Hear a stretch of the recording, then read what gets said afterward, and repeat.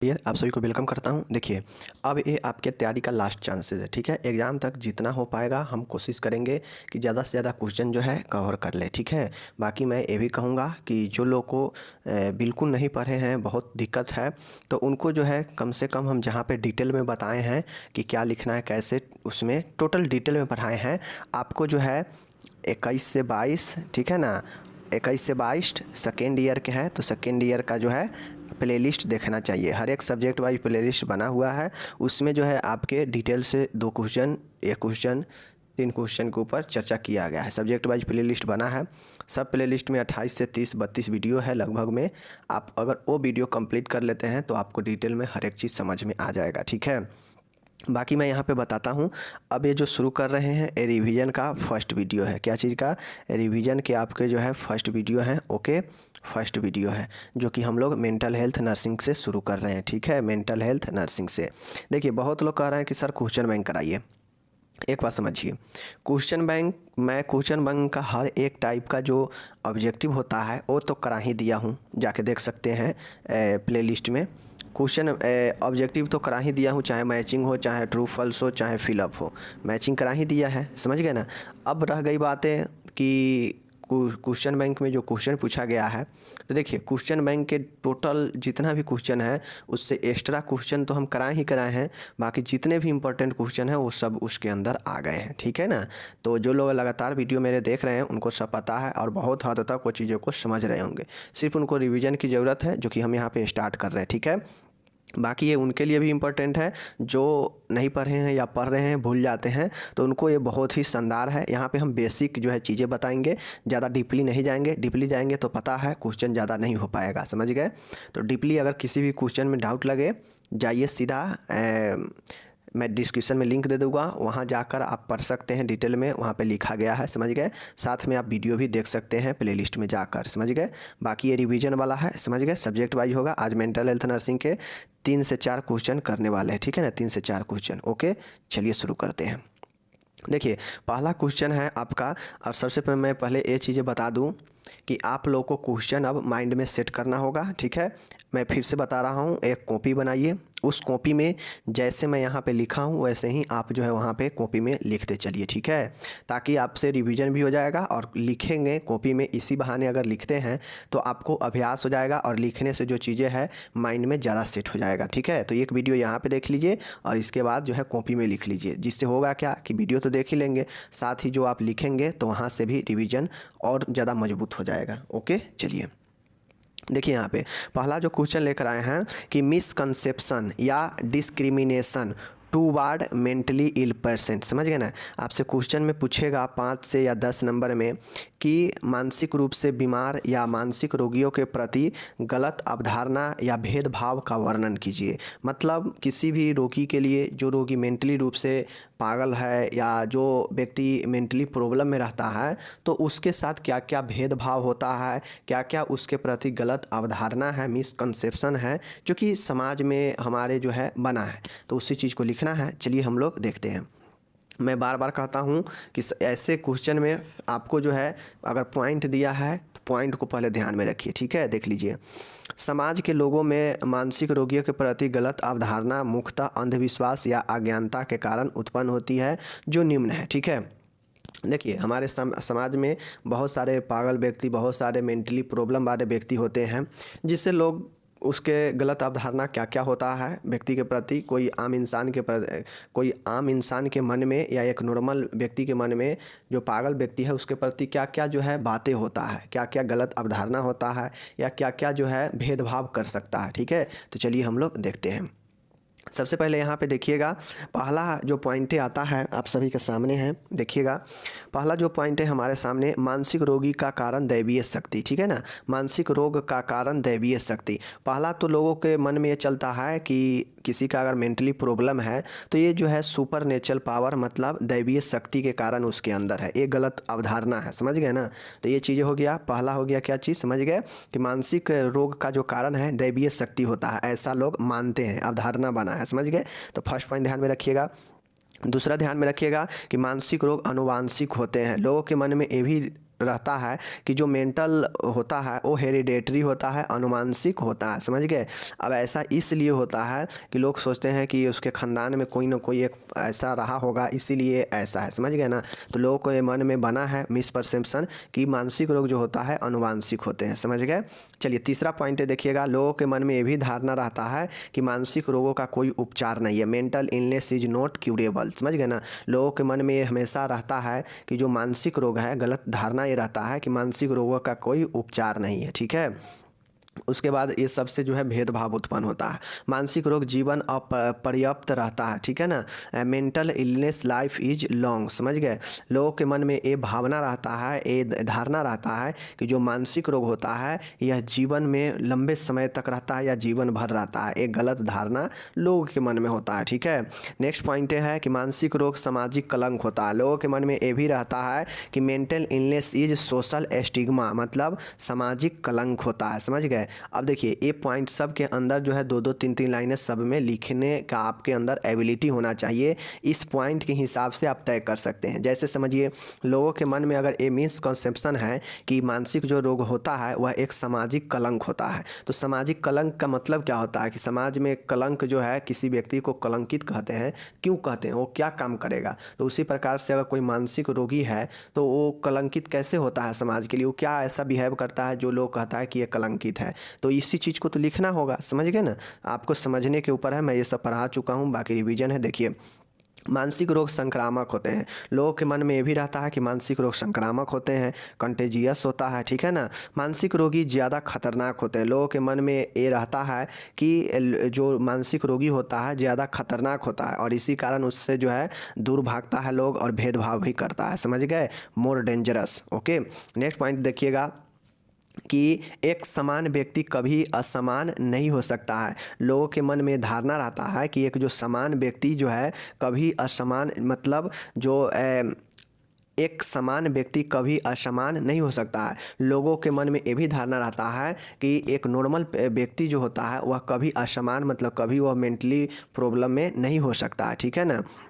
Next यहाँ पे देखिएगा कि देखिए इसी प्रकार से आप सभी को लिखना है, ठीक है ना। मैं यहाँ पे एक आध एग्जाम्पल दे दिया हूँ, ठीक है, बाकी देख लीजिए। मानसिक रोगियों का उपचार केवल पागल खाने में ही संभव है। लोगों के मन में ये भी धारणा रहता है कि जो मानसिक रोग है इसका उपचार केवल और केवल पागल खाना में ही संभव है, समझ गए। चलिए नेक्स्ट देखिएगा 10वां पॉइंट है कि मानसिक रोगी की व्यवहार हमेशा विचित्र होता है। लोगों के मन में ये भी धारणा है, ये भी धारणा रहता है जिसके कारण भेदभाव करते हैं कि मानसिक रोगी व्यवहार हमेशा विचित्र होता है, समझ गए।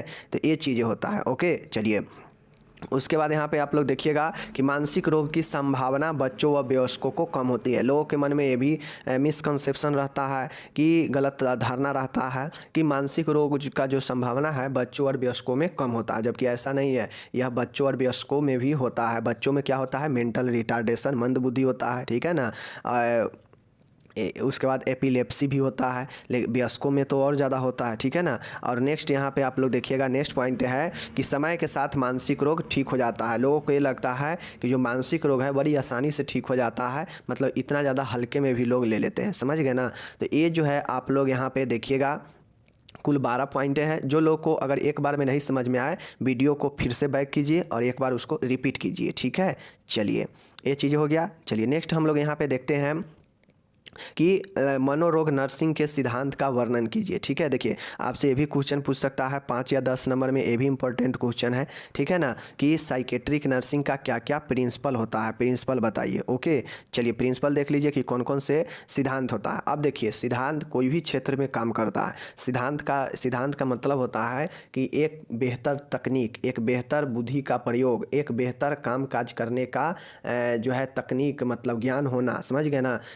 एक नियम के अनुसार काम करना जो सबके लिए समान मान्य हो, तो यही प्रिंसिपल होता है। अब जैसे यहाँ पे साइकेट्रिक नर्सिंग का प्रिंसिपल पूछ रहा है, प्रिंसिपल समझ गए ना। तो चलिए हम लोग यहाँ पे देख लेते हैं। देखिए यहाँ पे स्पष्ट है, प्रत्येक व्यक्ति मूल योग्यता, क्षमता एवं सामर्थ्य आदि गुण होते हैं, ठीक है ना। इन्हीं गुणों का उपयोग करके व्यक्ति जो है अपने सिद्धांत का क्या करता है, लागू करता है। जैसे किसी में जैसा योग्यता होगा, उसके जैसा योग्यता है, उस योग्यता के अनुसार, अपने एबिलिटी क्षमता के अनुसार और अपने कैपेबिलिटी मतलब सामर्थ्य के अनुसार जो है व्यक्ति अपने प्रिंसिपल सब पर लागू होता है, ठीक है ना। उसके अंदर जैसा योग्यता, जैसा क्षमता और जैसा समर्थ होगा, वह अपने गुणों का इस्तेमाल, इन्हीं गुणों का इस्तेमाल करके वह जो है उस सिद्धांत को लागू करता है और प्रभावित करता है, ठीक है। तो देख लीजिए यहाँ पे, देख लीजिए, अतः यह सिद्धांत रोगी की सुरक्षा, सुविधा व विकास के लिए भावनात्मक वातावरण तैयार करने में सहायता करते हैं। वह इसके साथ ही इन सिद्धांतों के प्रयोग द्वारा नर्स ऊर्जा व समय की बचत होती है, ठीक है। देखिए यहाँ पे कोई भी सिद्धांत क्यों लागू किया जाता है, क्योंकि काम को आसानी से किया जाए, काम को जो है अच्छे से किया जाए और अच्छे से डेवलपमेंट हो, उसको जो है बढ़िया से किया जाए। तो इसी प्रकार से नर्स भी अपने सिद्धांत का उपयोग करके, जो साइकेट्रिक नर्सिंग मतलब मेंटल हेल्थ में जो नर्स काम करती है, तो कुछ सिद्धांतों का जो है उपयोग करती है, इस्तेमाल करती है। वो इसलिए ताकि जो रोगी है, मेंटल रोगी, उसको जो है सुरक्षा, सुविधा और विकास दिया जाए, उसके भावनात्मक ऐसा इमोशनली इन्वायरमेंट तैयार किया जाए जिसमें वो व्यक्ति को जो है तमाम तरीके के सुरक्षा, सुविधा और विकास किया जाए, जिससे जो होगा उस समय का भी बचत होगा। थ्योरी इसीलिए न लगाते हैं कि समय और ऊर्जा का जो है बचत हो, आसानी से काम हो जाए। तो यही जो है सिद्धांत होता है, बेसिक चीज़ें हैं। अब चलिए देखते हैं कि कौन कौन से सिद्धांत हैं। तो मनोरोग नर्सिंग, साइकेट्रिक नर्सिंग के कौन कौन प्रिंसिपल है, चलिए इसको जो है हम लोग देखते हैं, ठीक है। चलिए देखिएगा, पहला कि रोगी को उसकी वास्तविकता स्थिति में स्वीकार करना। अब मानसिक रोगी जो होता है वह हिंसक, खतरनाक होता है, या कुछ ऐसे होते हैं जो मंद बुद्धि के होता है, नहीं बोलेगा, 10 बार बोलने पर एक बार हूँ हाँ करेगा। तो इस तरह के भी पेशेंट होते हैं। तो आपको उससे इरिटेट नहीं होना है, एज ए नर्स उसके साथ जो है कॉर्पोरेट करना है, या उसके जो भी वास्तविक स्थिति है, चाहे वो हिंसक हो चाहे वो मंद हो, दोनों स्थिति में जो है आपको उसको स्वीकार करना पड़ेगा, यानी उसके वास्तविक स्थिति में स्वीकार करना पड़ेगा, ठीक है।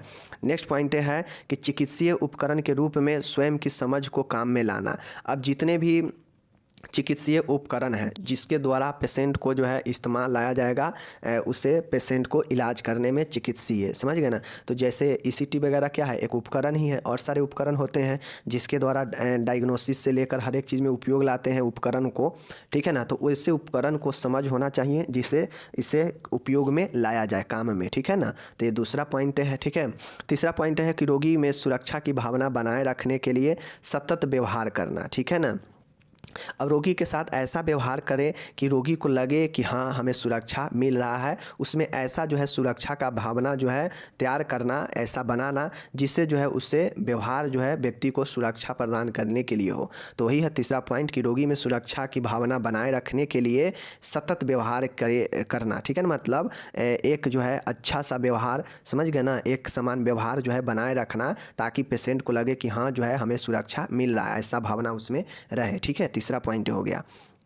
चौथा पॉइंट है, देखिएगा कि रोगी को स्वीकारात्मक तरीके से विश्वास प्रदान करना। रोगी को जो है विश्वासी बनाना, उससे जो है स्वीकार कर सके चीज़ों को, वैसा विश्वास जो है प्रदान करना, ठीक है ना। तो रोगी को स्वीकारात्मक तरीके से विश्वास प्रदान कर, मतलब ऐसा विश्वास प्रदान करे, उसको ऐसा विश्वास दिलाए कि वो जो रोगी है वो उससे स्वीकार कर सके, ठीक है।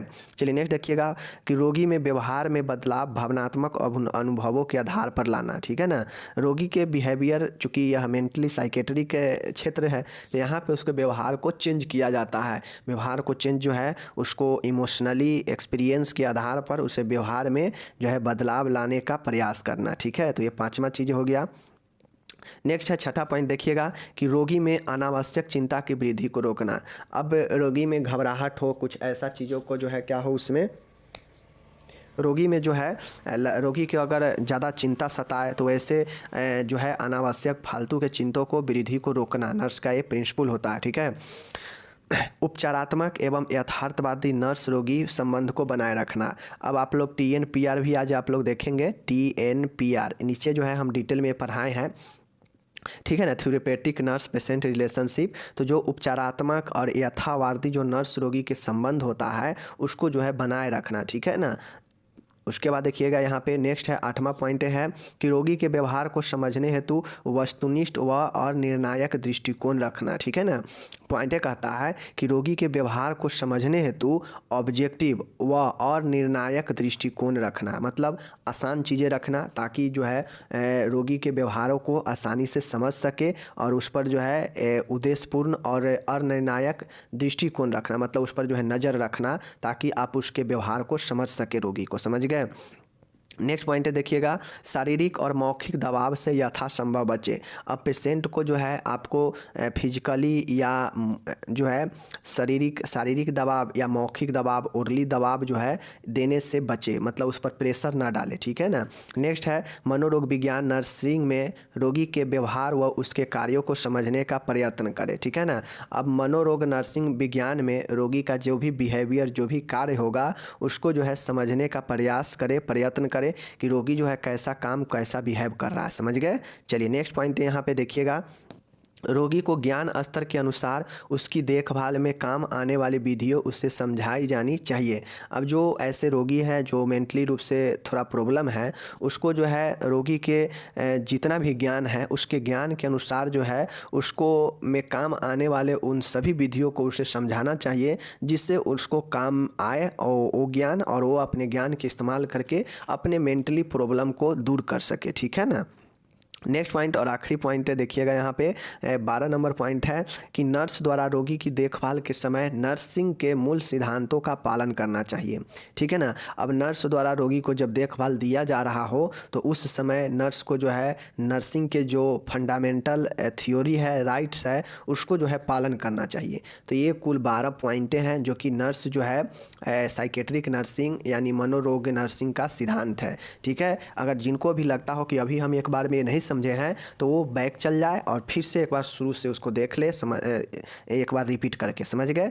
चलिए, तो ये हो गया, दूसरा प्रश्न यहाँ पे हो गया। ठीक है। और एक लास्ट पॉइंट और है, देख लीजिए अन्य सिद्धांत में क्या क्या हो सकता है। तो नर्स को अच्छे श्रोता, मतलब सुनने वाला बनना चाहिए जो कि मरीज के बातों को सुन सके। नर्स द्वारा रोगी को वार्तालाप उद्देश्यपूर्ण होना चाहिए, मतलब जो नर्स और रोगी के बीच में जो बातें होगी, एक्टिविटी होगी, उसका एक उद्देश्यपूर्ण होना चाहिए। ठीक है ना। नर्स को रोगी में हमेशा व्यावसायिक रुचि होनी चाहिए, न कि व्यक्तिगत। ठीक है ना। नर्स को रोगी में हमेशा जो है व्यावसायिक रुचि होना चाहिए कि हाँ ये मेरा कार्य है, इसे जो है हमें निभाना है, ना कि व्यक्तिगत देख के कि हाँ ये पेशेंट है तो हमको इसको सही से करना है, बाकी और कोई पेशेंट आएगा तो उसको ऐसे वैसे करके भेज देना है। ठीक है ना। देखिए वीडियो बड़ा होगा 30 मिनट 35 मिनट के, तो घबराना नहीं है क्योंकि हम 4 क्वेश्चन का यहाँ पे डिस्कशन कर रहे हैं, तो 12 तो थोड़ा होगा ही। बाकी अगर आप अभी 30 से 35 मिनट समय नहीं दे सकते हैं तो फिर मैं क्या करूँ, आप लोग महान हैं, समझ सकते हैं। ठीक है। चलिए नेक्स्ट क्वेश्चन आता है, ये भी क्वेश्चन जो है आपका VVI है, इसको VVI आप लोग कर लीजिए। ठीक है। Bipolar disorder. देखिए बाइपोलर डिसऑर्डर का मतलब होता है कि द्विध्रुवीय विकार। समझ गए ना। द्विध्रुवीय का मतलब होता है कि दो तरह के कंडीशन बाइपोलर डिसऑर्डर के अंतर्गत होता है। एक कंडीशन ये होता है कि एक लक्षण जो पाया जाता है वो मेनिया का होता है, उन्माद का होता है। तो उन्माद में क्या होता है, तो उन्माद में व्यक्ति का जो व्यवहार होता है, जो मन होता है, वह जो है मतलब कहा जाए तो उड़न टाइप का होता है। तरह तरह के मन में एक्साइटमेंट आता है। मेनिया वाले पेशेंट का अत्यधिक हर्ष चरित रहता है, अपने आप को जो है बहुत बड़ा दिखा के बनाता है, तरह तरह के मुहावरे कहना, बिन बात पर हंसना, इस तरह के जो होता है ना, तो वो मेनिया वाला पेशेंट होता है, उन्माद वाला। ठीक है। और एक जो लक्षण इसमें पाया जाता है वो डिप्रेशन का होता है। अब डिप्रेशन में होता यह है कि व्यक्ति अत्यधिक दुखी होता है, अत्यधिक जो है व्यक्ति जो है घोर चिंता में होता है। तो ये जो है आपका हो जाता है डिप्रेशन वाला, यानी डिप्रेशन में व्यक्ति अत्यधिक उदास दुखी होता है। लेकिन वहीं पर मेनिया में व्यक्ति अत्यधिक हर्षचरित, मतलब प्रसन्न मन का होता है, अत्यधिक हंसता है, अत्यधिक बोलेगा, तरह तरह के मुहावरा कहानियाँ कहेगा बात बात पे, तो वो मेनिया वाला होता है। तो ये दो तरह की चीज़ें जो है पाया जाता है बाइपोलर डिसऑर्डर में। समझ गए। चलिए बाकी देखिए, बाइपोलर डिसऑर्डर एक गंभीर मानसिक बीमारी है, क्योंकि इसमें दोनों तरह के हैं, जिससे मैनिक डिसऑर्डर भी कहते हैं। इसे क्या कहते हैं, मैनिक डिसऑर्डर भी कहते हैं। समझ गए ना। इसमें व्यक्ति कभी अचानक खुश हो जाता है, वही मेनिया वाला, और कभी अत्यधिक जो है दुखी हो जाता है या डिप्रेशन में चला जाता है। अचानक खुशी हो जाएगा तो हो जाएगा मेनिया, और कभी जो है व्यक्ति दुखी यानी डिप्रेशन में चला जाता है, यानी डिप्रेशन और मेनिया दोनों का लक्षण होता है। ठीक है। उसके बाद देखिए यहाँ पे बाइपोलर डिसऑर्डर से पीड़ित लोगों में आत्मविश्वास की कमी या अधिकता होता है। जब व्यक्ति को डिप्रेशन होगा तो आत्मविश्वास में कमी आएगा। जब मेनिया होगा तो व्यक्ति अत्यधिक हो जाता है आत्मविश्वास, क्योंकि उसका मन बहुत खुश हो जाता है और जो है अपने आप को बहुत ज़्यादा महान, बहुत ज़्यादा गुणकारी ये सब बताने लगता है। तो ये जो है व्यक्ति में आत्मविश्वास को ही बढ़ाता है। तो ये बाइपोलर डिसऑर्डर हो गया, समझ गए।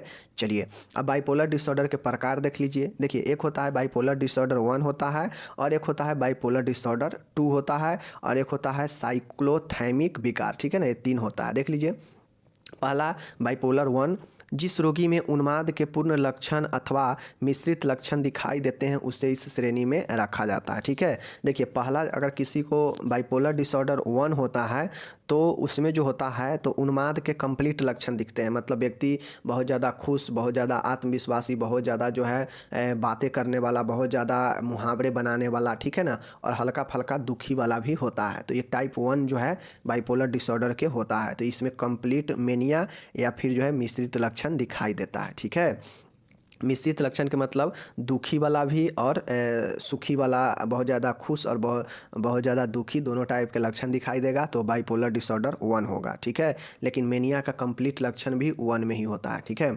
लेकिन 2 वाला जो है तो इस प्रकार के रोगी को बार बार उदासी या डिप्रेशन होने लगता है। 2 में उसे रखा जाता है, बाइपोलर डिसऑर्डर 2 में उसे रखा जाता है जो डिप्रेशन कैटेगरी का है, जिसमें डिप्रेशन के लक्षण होते हैं। ठीक है, तो ये जो है डिप्रेशन ज़्यादा होगा और उसमें मेनिया हल्का फल्का होगा, समझ गए। यानी बार बार जो है डिप्रेशन और उदासी छाएगा तो बाइपोलर डिसऑर्डर 2 होगा, समझ गए। चलिए नेक्स्ट देखिएगा, साइक्लोथाइमिक विकार क्या होता है।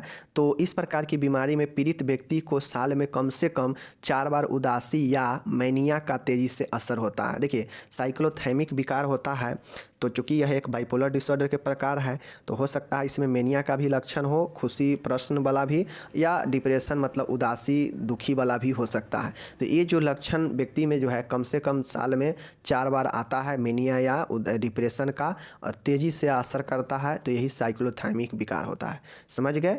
बाइपोलर 1, बाइपोलर 2 और साइक्लोथाइमिक विकार, ये आपका बाइपोलर डिसऑर्डर। और बाइपोलर डिसऑर्डर क्या होता है समझा ही दिए। ठीक है, चलिए ये हो गया, 3 प्रश्न हो गया। चौथा प्रश्न देखिएगा, उपचारात्मक नर्स मरीज संबंध क्या है। ठीक है ना, देखिए ये भी क्वेश्चन आपका VVI है, इसको आप लोग VVI कर लीजिए। ठीक है, थेरेपेटिक नर्स पेशेंट रिलेशनशिप। ठीक है ना, क्वेश्चन पूछेगा कि उपचारात्मक नर्स मरीज संबंध क्या है, इसका विशेषता लाभ लिखे। एक क्वेश्चन आपको बनेगा कि इसके जो है कंपोनेंट, इसके घटक लिखे, यानी चरण को लिखे। चरण 1 होता है, 2 होता है, 3 होता है, 4 चरण होता है। TNPR का 4 चरण में संपन्न होता है। ठीक है, ये हो गया। और एक क्वेश्चन इसी में और लंगड़ी लगा हुआ रहेगा कि इसके बाधाओं को लिखे या इसे कैसे प्रभावी बनाया जाता है, समझ गए। तो चलिए देखते हैं सब एक एक करके। इसको थोड़ा हम लोग डिटेल से देखेंगे क्योंकि इसको समझना जरूरी है, वेरी वेरी इंपॉर्टेंट है। देखिए, नर्स मरीज संबंध नर्स एवं रोगी के बीच एक योजनाबद्ध उद्देश्यपूर्ण अंतरक्रिया की श्रृंखला का अंतिम प्रयास है। सबसे पहले आपको ये समझना पड़ेगा कि TNPR जो होता है नर्स और मरीज के बीच के संबंध को दर्शाता है, और ये जो संबंध होता है यह जो है योजनाबद्ध प्लानिंग होता है कि कैसे जो है किस लिए काम करना है। ठीक है ना, तो यह प्लानिंग होता है। इसमें जो है ऑब्जेक्टिव्स उद्देश्यपूर्ण होता है। इसके अंदर के कामों को यह एक अंतिम श्रृंखला का परिणाम होता है। मतलब यह नर्स रोगी के बीच एक योजनाबद्ध उद्देश्यपूर्ण और अंतरक्रिया की श्रृंखला का अंतिम परिणाम होता है, समझ गए। यह निश्चित समय अवधि के लिए होता है। यह जो TNPR होता है ना, तो यह पेशेंट और नर्स के बीच जो है एक जो रिलेशन बनता है यह एक निश्चित समय अवधि के लिए बनाया जाता है, जिसमें योजना, उद्देश्य और अंतरक्रिया शामिल होता है। ठीक है, इसमें अंतरक्रिया की एक पूर्व निर्धारित स्थान पर होती है। अब ये जो सारा चीज़ें होता है ना, तो अंतरक्रिया ये जो है सारा के सारा एक निश्चित निर्धारित किया जाता है स्थान, जगह, वहाँ पे ये सब होता है TNPR, समझ गए। इससे मरीज की सहायता हेतु स्थापित किया जाता है। TNPR इसलिए स्थापित किया जाता है कि मरीज को ज़्यादा से ज़्यादा सहायता किया जा सके। ठीक है, तो ये जो है TNPR होता है। चीज़ों को समझ गए।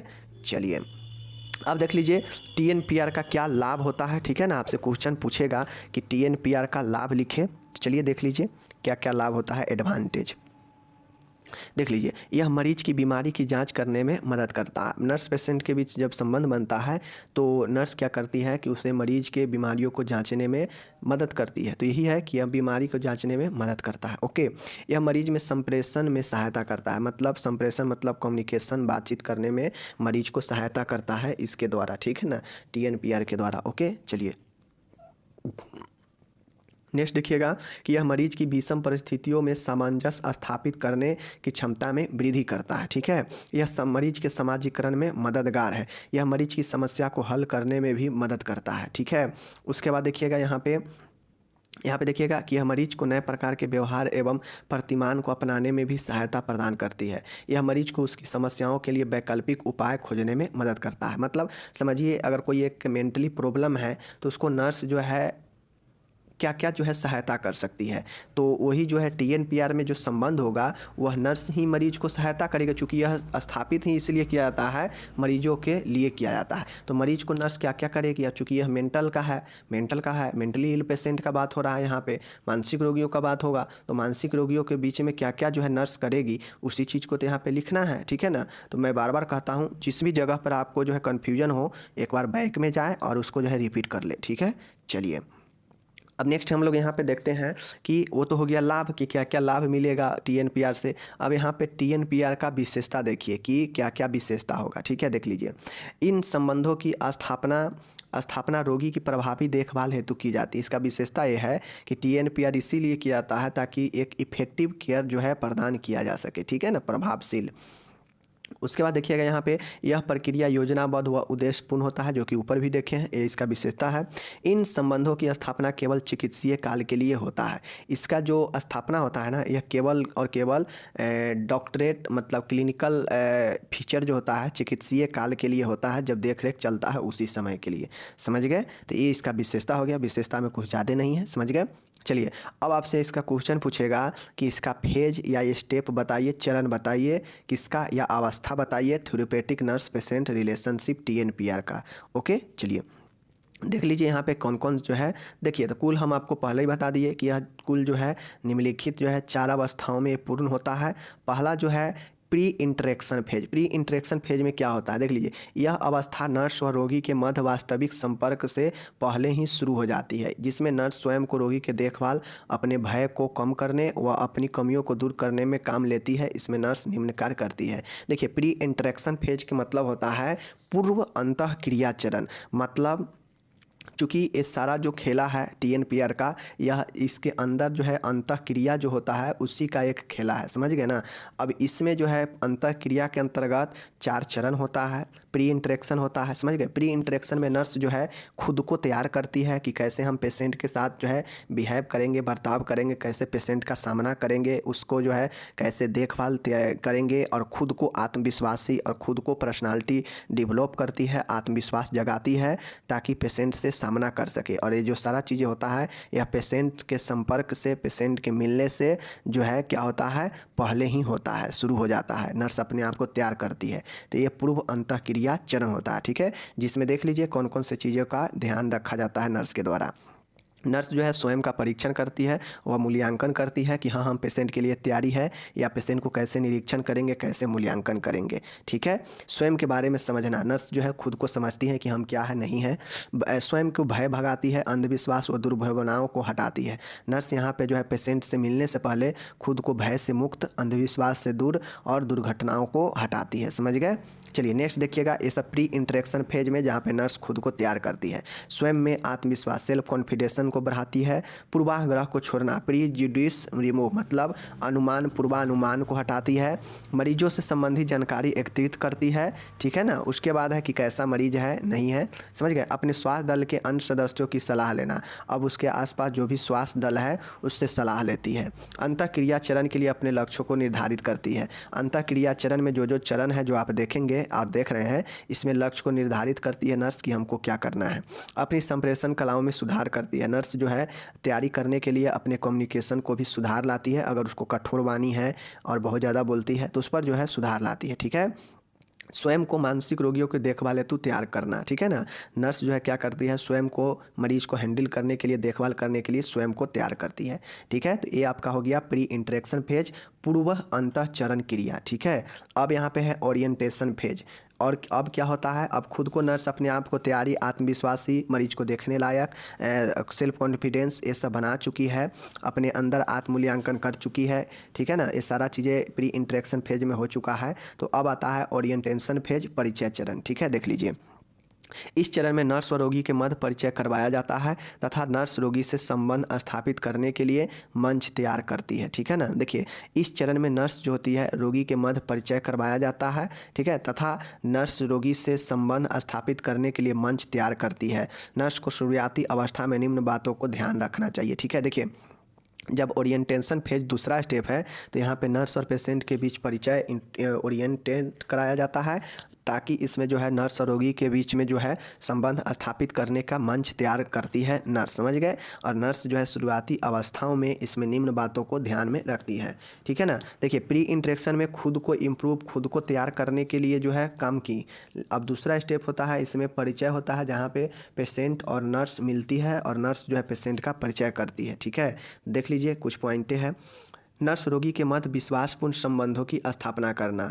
नर्स रोगी के जो है मध्य विश्वासपूर्ण स्थापना स्थापित करने के लिए काम करती है। रोगी के प्रति आदर व देखभाल का दृष्टिकोण प्रदर्शित करना, कि जो रोगी है उसको रिस्पेक्ट देना, उससे जो है मानना, ऐसे जो है दृष्टिकोण प्रदर्शित करती है। रोगी पर शुरुआती में विशेष शीर्षक वार्तालाप हेतु दबाव नहीं डालना चाहिए। अब नर्स को चाहिए कि स्टार्टिंग में ही जो है वह पेशेंट पर दबाव न डाले किसी भी बात को लेकर, ठीक है। चलिए, नेक्स्ट देखिएगा, नर्स द्वारा यह पता लगाना चाहिए कि रोगी की सहायता की आवश्यकता क्यों हुई। रोगी की जानकारी द्वारा समस्याओं का पता लगाकर उसे अपने लक्ष्य निर्धारित करना चाहिए। और दूसरा भी फेज में कि नर्स को जो है ऐसा क्यों आवश्यकता पड़ गया है कि वो इस हॉस्पिटल में आया है, ठीक है ना, इसका पता लगाना और उसकी समस्याओं को पता लगाकर उसको जो है लक्ष्य निर्धारित करना, ठीक है ना। उसके बाद देखिए, उसके बाद जो है देखिएगा यहाँ पे इस चरण में अभिप्रेरण, संप्रेषण व विश्वास का वातावरण तैयार करना, ठीक है ना। अब यहाँ पे जो है मोटिवेशन का, कम्युनिकेशन का और विश्वास का वातावरण तैयार करना, ताकि नर्स और पेशेंट के बीच इन सारे चीज़ें को बना रहे, ठीक है ना। तो ये हो गया ओरिएंटेशन फेज, जो कि नर्स और पेशेंट के बीच होगा और नर्स क्या क्या करेगी पेशेंट के लिए, ठीक है, शुरुआती अवस्था में। ओके, चलिए, अब नेक्स्ट आता है आपका तीसरा है कार्य अथवा चिकित्सीय चरण। देख लीजिए, चिकित्सीय चरण, अब यहाँ पे जो है नर्स अब अपना कार्य स्टार्ट करेगी और चिकित्सीय चरण भी है, यहाँ पे उससे जो है पेशेंट को चिकित्सा भी चलेगा, ठीक है ना। तो इस चरण में चिकित्सीय संबंधी कार्य पूर्ण किए जाते हैं। इस चरण में उद्देश्य को पूरा करने के लिए सक्रियता से काम करते हैं। इस चरण में निम्नलिखित कार्यों को पूर्ण किया जाता है। देखिए, अब यहाँ पे जो नर्स पेशेंट रिलेशनशिप है, तो तीसरा चरण में ये होता है कि जो भी थेरेपेटिक, जो भी थेरेपी देना हो, चिकित्सीय सेवा प्रदान करना हो, वो पेशेंट का यहाँ पे शुरू हो जाता है, ठीक है ना। और इस चरण में जो है सक्रियता से जो है इस पर काम किया जाता है, ताकि जो उद्देश्य बनाए हैं, जो लक्ष्य रखे हैं, उस पर काम किया जा सके, ठीक है ना। क्योंकि TNPR एक निर्देश उद्देश्य पूर्ण होता है, समझ गए। तो ये चीज़ें हैं। अब इसमें देखिए क्या क्या चीज़ें होता है, क्या क्या काम में आता है इसमें। समस्याओं को हल करना, अब चूंकि एक मेंटली प्रॉब्लम है, समझ गए, मानसिक रूप से व्यक्त है, तो उसको कोई ना कोई समस्या होगा, तो समस्याओं को हल करना, विश्वास और संपर्क को कायम रखना, ठीक है ना। रोगी की अंतर्दृष्टि, मतलब खुद में देखने और वास्तविकता के ज्ञान को प्रोत्साहन करना, ठीक है, ताकि वह खुद को समझ पाए और वास्तविक चिन्ह को जान पाए, समझ गए। ये सब थेरेपेटिक के अंतर्गत होता है, समझ गए। चलिए, नेक्स्ट देखिएगा, उद्देश्यों को प्राप्त करने के लिए किए गए काम का निरंतर मूल्यांकन करना। अब जो हम काम कर रहे हैं उसका मूल्यांकन नहीं करेंगे तो कैसे पता चलेगा कि जो काम हम कर रहे हैं वो इफेक्टिव हो रहा है, ठीक है ना। तो इसके लिए जो है उद्देश्य के प्राप्ति के लिए निरंतर मूल्यांकन करते रहना। रोगी को आत्मनिर्भरता तथा निर्णय करने की योग्यता के लिए प्रोत्साहित करना, मतलब रोगी को जो है सेल्फ डिपेंडेंट और निर्णय लेने का योग्यता जो है उससे बनाने के लिए प्रोत्साहित करना, ठीक है। चलिए, चौथा यहाँ पे देखिएगा आप लोग, टर्मिनेशन फेज है। चौथा जो है, अब तीसरा में चूँकि जो पेशेंट के लिए थेरेपेटिक दिया जाएगा, थेरेपेटिक क्या क्या चीज़ के नर्स के द्वारा किया जाएगा, तो वो सारी चीज़ों को लिख देंगे जो कि ऊपर बता दिए हैं, ठीक है। मैं फिर से बोल रहा हूँ कि जहाँ भी अगर आपको कन्फ्यूज लगे, ना याद हो, बैक कीजिए और एक बार दो बार देखिए ताकि समझ में आए। समापन चरण है, टर्मिनेशन फेज है, और किसी भी चीज़ का समापन भी होता है, ठीक है ना। तो यह अंतःक्रिया का जो है समापन पीरियड है। तो देख लीजिए, यह TNPR का अंतिम चरण है, इसमें निम्नलिखित बातें शामिल है। देख लीजिए, यह अंतिम चरण में क्या क्या बातें शामिल है, ठीक है, देख लीजिए। संबंधों के समाप्त होने के विषय में भावनाएं जानना, ठीक है ना। अब संबंध जो है समाप्त हो रहा है तो इसके जो है जो रोगी होगा उसके भावनाएं, उसके इमोशंस को जानना, ठीक है ना। समय समाप्त होने वक्त रोगी को व नर्स के दोनों के बीच परस्पर बातचीत के दौरान हुए अनुभवों को बांटना। अब पेशेंट आपके बातों को, नर्स है आपके बातों को समझा है, जाना है, तो आप उसके एक्सपीरियंस को जाने कि वह कैसा फील कर रहा है, क्या क्या चीज़ें को जाना है, क्या क्या बदलाव आया, ठीक है। लक्ष्यों के प्राप्ति के विकास का मूल्यांकन करना, ठीक है ना। अब लक्ष्य के जो हमें प्राप्ति करना था, चूँकि यह समापन पीरियड है, तो जो जो लक्ष्य था वो लक्ष्य जो है हुआ है या उसमें कुछ डेवलपमेंट हुआ है या नहीं हुआ है, उसका जो है मूल्यांकन करना, ठीक है। तो ये टर्मिनेशन फेज है। नेक्स्ट देखिएगा कि रोगी की भावी योजनाएं, अनुकूल नीति और जीवन शैली के विषय में जांच करना, ठीक है। समापन में चरण में ये जानना चाहिए कि भावी समय में रोगी का क्या योजना है, उसका क्या नीति है और उसका जीवन शैली कैसा होने वाला है, ठीक है। तो इसको जांच करना। निकट भविष्य में थेरेपी की आवश्यकताओं की पूर्ति के लिए प्रक्रिया का निर्धारण करना। अब आगे अगर उसे और कोई थेरेपेटिक जो है ज़रूरी है, थेरेपी ज़रूरी है, तो उसके लिए जो है उसे निर्धारित करना, समझ गए। तो ये जो है सारा चीज़ें समापन प्रक्रिया में होता है, समझ गए ना। तो ये चीज़ें समझ गए। चलिए अब TNPR का स्टेप भी समझ गए, लाभ हानि सब समझ गए। चलिए एक क्वेश्चन आपका यहाँ पे और बनता है कि एक क्वेश्चन पूछेगा कि कम्युनिकेशन, या आपसे पूछेगा कि TNPR का कौन कौन से बाधाएं हैं, ठीक है ना। तो आपको लिखना पड़ेगा, चाहे कम्युनिकेशन, बैरियर ऑफ कम्युनिकेशन पूछे या बैरियर ऑफ TNPR पूछे, ठीक है। दोनों में वो सेम चीज़ें हैं। चलिए देख लेते हैं। देख लीजिए, पहला जो बाधा उत्पन्न होता है वह भाषा संबंधी, मतलब नर्स और पेशेंट के बीच बाधा जो उत्पन्न हो सकता है वह पहला बाधा भाषा से संबंधित हो सकता है।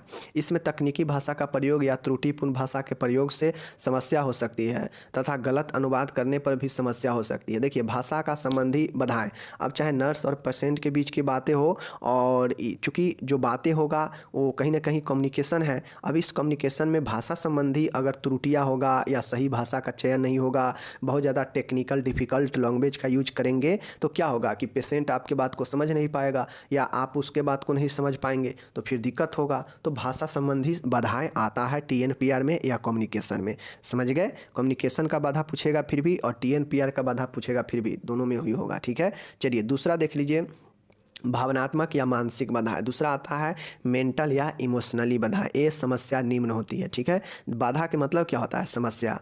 लापरवाही, इमोशनली भय या उद्वेग, डर, अपरिपक्वता, प्रीमेच्योरिटी, कमजोर, चिंता या ईर्ष्या या क्रोध, विपरीत विचारधारा, मतलब नर्स और पेशेंट के बीच विपरीत विचारधारा से जो है क्या होगा कि उससे जो है मेंटली प्रॉब्लम, मेंटली या जो है इमोशनली भावनात्मक हो सकता है। तो लापरवाही, भय, अपरिपक्वता, कमजोर, ईर्ष्या, क्रोध, विपरीत विचारधारा, ये सब जो है बाधा उत्पन्न करता है TNPR में, समझ गए, जो कि भावनात्मक और मानसिक होता है। तीसरा यहाँ पे देखिएगा अदर बाधाएं क्या क्या होता है। अदर बाधाएं में संप्रेषण में या TNPR में, तो TNPR का मतलब समझ रहे हैं ना, थेरेपेटिक नर्स पेशेंट रिलेशनशिप, उपचारात्मक नर्स रोगी संबंध, समझ गए ना।